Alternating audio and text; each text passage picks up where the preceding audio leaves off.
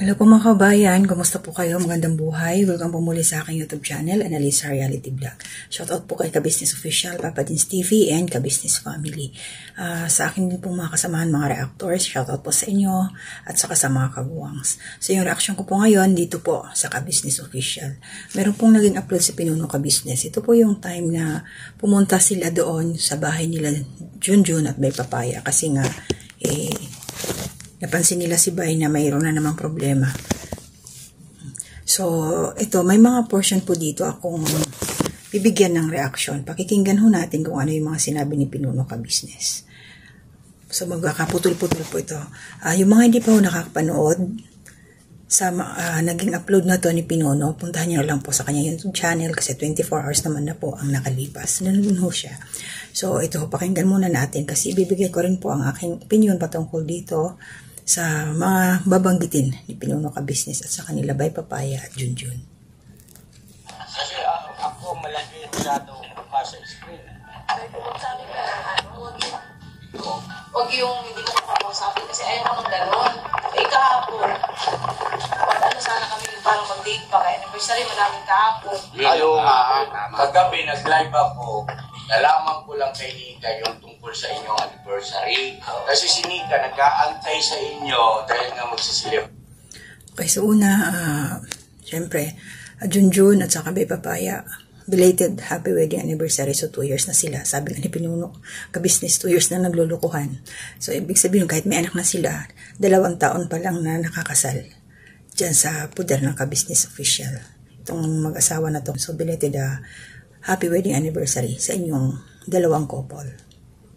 Great, hindi mo kayo pumunta sa bahay. Sabi ni Nika, niyaman ko ituloy kasi wala yung aming paring partner. Nag-ano na nga sana kami kagabi. Ewan ko sa kanya, parang tinupa.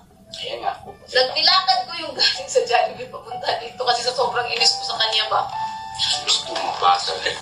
Okay, so ito yung sabi nga ni, nagsa-celebrate nga daw sila, Junjun at saka si Bay. Nandun na pala siya sa Jollibee. So, tapos umuwi siya mag-isa, naglakad. Alam niyo mga kababayan, ka-business, kapapi, mga kalingap. Para sa akin kasi, pag ganyang mag-asawa, normal kasi yan, mayroong misunderstanding. Yung isa, moody, nabuburyong, di ba? Kaya, ganun talaga, mayroon talaga normal. Kasi tao lang din naman sila, nangyayari yung mga ganong sitwasyon. Sa atin din naman hindi nga lang natin napapakita kasi hindi naman na ibibidyo. Pero ito sa kanila ang nangyari, normal yan. Pakinggan natin.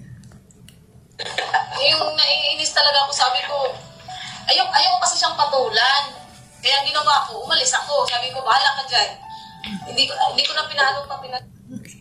Ang maganda rin yun yung ginawa ni Junjun para hindi magbanggaan ba. Pag mainit yung ulo ng isa, exit mo na yung isa, palamig ka muna. Kasi kung parehas kayong inis, galit, magyayaw-yawan kayo harapan, mas lalong sasabog Diba? Kung baga mas lalong mag-aapoy. Kaya iwas muna. Dami yung ko sa kanya, umalis ako, papunta dito. Tapos, nung dumating ako dito, andito na sila, siya naman ang umalis. So, ayun. Nag-ano siya sa... Ayan. So, ayaw nilang dumating na si Junjun, saka naman alis ni Bay Papaya. Ibig sabihin, ayaw nilang magtagpo muna. Talagang mayroong tampo. Yung tatampuhan silang dalawa. Nararamdaman niya, parang nagpalamig siya saglit sa labas.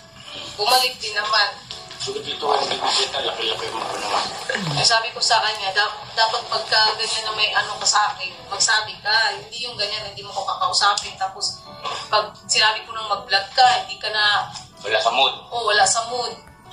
Ayun. Alam niyo mga kababayan, importante talagahan mga ka-business. Yung communication. Communication talaga importante. Pero syempre, sa pag ganyang mabigat pa yung loob mo, talaga mayroon tayong pride. Kaya minsan, kailangan tapakan yung pride na isa dapat sa mag-asawa ang mag-open up para hindi na lumala ang mga pangyayari. Ganito yung mabuti na lang sundan natin. Kasi mahirap yung talaga Wala sa mood. Kaya siguro yung viewers sinasabi minsan na bakit parang channel ko na yung Wala kasi siya sa media. Eh ako syempre, ayoko rin naman na wala kaming upload kinabukasan. Yes, naintindihan ko yan. Kasi ganito po yan eh. Pag kalimbawang hindi ka nakapag-upload, halimbawa, sa loob ng isang araw. Dali. So, mahirap talaga kasi mag-vlog, mga kabayan. Mahirap magsalita na yung nararamdaman mo hindi okay. Kasi masasabi mo yung totoong nararamdaman mo eh. Kaya, abuti, umiiwas kumbaga sa ganun siguro si Bay na baka mamaya kung ano pa yung masabi niya. Kaya nananahimik na lang siya. Si Junjun ang nagbablog. Ang oras ng upload mo ay ganun doon kasi aabangan ng viewers. Tapos, bukod doon, sa analytics naman, kapag halimbawa nga, Okay. So, ilib natin yung sinabi niya ni Pinuno Ka Business. So, meron kasi siyang advice dito sa mag-asawa kung ano yung pwedeng, para malinawan yung isipan. So, tingnan po natin. Kasi, kailangan talaga pag nagbablog ka, yung oras ng upload mo, nandoon lagi. Kumbaga, mamimaintain mo. Pero para sa akin kasi may trabaho ako. So, pag may bakante, saka lang po ako nakakapag-upload. Dali po. Para, oops, ito yung nakaraang nangyari. Alam ko na to. Kumbaga mababago mo na kagad yung feelings mo at saka yung setup ng utak mo. No? Ibig sabihin, may isahan na naman kami na ito eh. Mauuwi na naman ito sa hindi Okay. So, yun na yung ano na Pinuno Ka Business. Kailangan i-guard natin yung ating mga nararamdaman para hindi na lumala kung ano man ang magiging problema. So, hindi ko na ho itutuloy yung iba pa dito. Meron kasi sinabi si Pao, hindi ko na lang po ipaparinig sa inyo, pero panoorin nyo na lang. Kasi nga, doon sa comment section, maraming ano doon eh, nagsasabi si Junjun nga ang nagbablog. Tapos, may mga ano pa doon na naipapahiya nga talaga naman ni Junjun si Bay na nakakamera sila nagbablog. Pinagsasabihan niya si Bay. So, yung advice ni Pinuno Ka Business, pwede mong anuhin yun, Junjun. Sana maintindihan niya, gawing guide ba. Na, sige, tuloy-tuloy mo lang yung kung ano yung sasabihin mo, Bay. Tapos, pag mag-edit ka na, di ayusin mo na lang. Pag-usapan yung mabuti. Kasi, lalaki yan eh. Nahihiya din yan, syempre, na nasa harapan ng camera. Syempre, i-upload. Makikita ng karamihan, makikita natin kung paano niya sinusupalpal yung asawa niya. Diba? Mahirap din yun. Mahihiya talaga si Bay. At saka ito pa, ako po yung nagbanggit noon, nag-vlog po ako. Kasi nabanggit dito ni Bay na may nagsabi pa nga daw na gumawa na lang ng sariling YouTube channel si Junjun. Kasi ang ginagamit ni Junjun, diba, itong Kagwang Official, Kagwang Bay Official. Yun yung time na nasabi ko yun nung kasagsagan na may issue pa. Alam nyo na yun kung ano yung issue na yun. Siyempre, ang point ko doon, para maging malaya si Junjun, mag-reaction siya, kung ano yung gusto niyang reaksyonan, hindi yung kay Bay na channel, di ba? Nabanggit doon ni Bay Papaya eh. Pero sinabi naman, yan, pinaliwanag ni Pinuno Ka Business na syempre mag-asawa si Bay at saka si Junjun, naintindihan natin yun. Isa lang yung channel nila. Kaya lang, may mga pagkakataon talaga na kailangan limitahan yung pagdakdak, ganun ba? Limitahan. Para hindi katulad yan, mga nangyayari sa kanila, nagkakaroon ng misunderstanding. Siyempre, mag-asawa. May mga problema na dapat solusyonan. Napakaswerte nilang ito. Nandyan, magkaroon sila ng nanay-tatay. Sa katauhan nila, Pinuno Ka Business. Gumagabay sa kanila. Kasi mga ano pa to sila eh. Kumbaga, marami pang pagdadaan ng pagsubok ito sila, Junjun. Lalo isa pa lang yung anak nila. Nandiyan pa sila sa stage, siguro nasa kalagitnaan pa lang yun sila. Ipang ko lang kung nasa gitna na sila ng mga pagsubok bilang buhay may asawa. Kasi sa akin, kumbaga ako, napagdaanan ko na eh, pabalik na ako eh. So yung mga makakasalubong ko na lang, yung mga anak ko, kung magkaroon na sila ng sarili nilang pamilya. Kumbaga, pagdating sa mga pagsubok sa buhay, wala na, lahat na yata pinagdaanan ko na. So ayan sila, Junjun. Hindi pa yan, marami pa silang papasukin. Kaya kailangan lang dyan, maging matatag talaga sila. Unang-una talaga pag-uusapan lagi kung mayroong mga hindi mararamdaman na maganda, maging open, mag-usap palagi. Pero alam kong ginagawa naman yan nila, Junjun. Kaya lang syempre talaga minsan, nandoon tayo, dumadaan tayo sa sitwasyon na tumataas yung pride natin talaga eh. So, praise God dahil naayos nga ni Pinuno Ka Business. Yung mga nangyari sa mag-asawang to. So, ayun ba, inamin ko, ako yung nagsalita noon na gumawa ka ng, paggawain nyo lang si Junjun ng YouTube channel. Hindi ko alam kung sa iba meron pang nagsabi, pero ako, sabi talaga ako nung totoo yun. dala rin yun ng mga pangyayari. Kasagsagan, yung kainitan pa. Pero ngayon, okay naman na. Naglaylo naman na tayo. Good vibes na lang. So, sana Junjun, mayroon kayong, yung in-advise sa'yo ni Pino Ka Business, mga nakikita nyo sa kanila na, syempre, pamilya, maging guide nyo rin. Diba?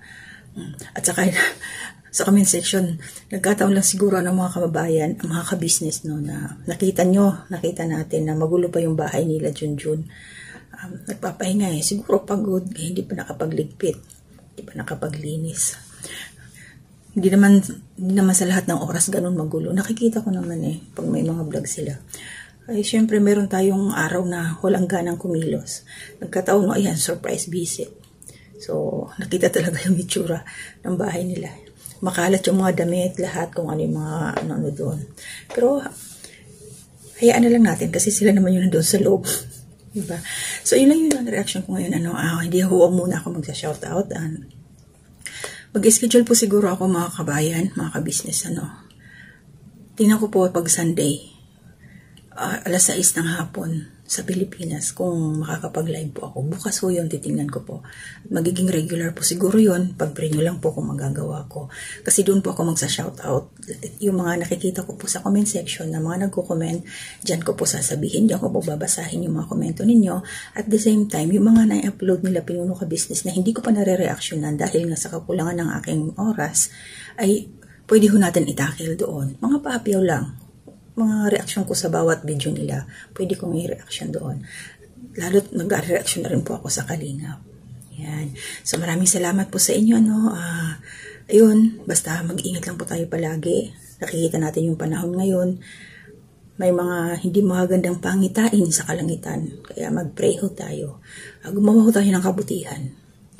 Pag-pray ho natin yung lugar na yun, nakita ko yung grabe, nakakatakot yung langit na namumula. Sana po nakita nyo yun. Kasi pag-pray po natin yun. Pag-pray po tayo na walang masamang mangyari sa atin, sa lahat-lahat po. So hanggang dito na muna po. Hindi ko lang munang shout out. Mag-iingat talaga tayong lahat. To God be the glory.